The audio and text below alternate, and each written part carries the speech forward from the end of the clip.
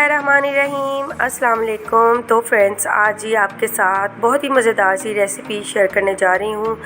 Chicken soup recipe, जो कि बहुत ही मज़े की रेसिपी है, ज़रूर ट्राई कीजिएगा। और देसी चिकन के साथ आज मैं बना रही हूँ।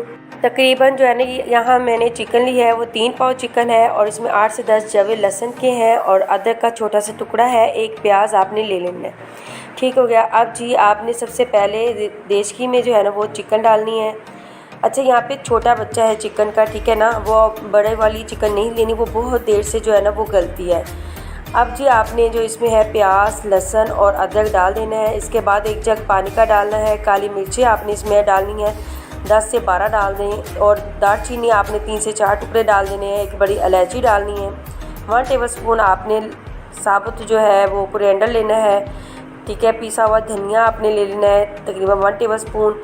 और लौंग मैंने इसमें तकरीबन 8 से 10 ऐड कर दी हैं। सॉल्ट आपने हाफ़ टेबलस्पून ऐड करना है। हल्दी आपने इसमें 1/4 टीस्पून ऐड कर देनी है।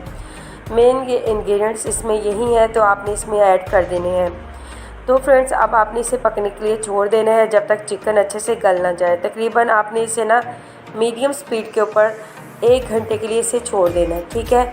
चिकन अगर सॉफ्ट होगी तो वो जल्दी से गल जाएगी, लेकिन दरमियान में आपने चम्मच जो है ना वो चलाते रहना है। साइडों पे जो मसाला लग चुका है वो आपने इस तरीके से उतार लेना है। तो फ्रेंड्स, आपने इसे 1 घंटे के लिए मीडियम स्पीड पे पकाना है। तो यखनी हमारी अल्हम्दुलिल्लाह रेडी हो जाएगी। तो आप देख सकते हो यखनी अल्हम्दुलिल्लाह रेडी हो चुकी है, चिकन अच्छे से गल चुकी है, ठीक है जी। अब जी आपने इसे जो है ना छान लेना है।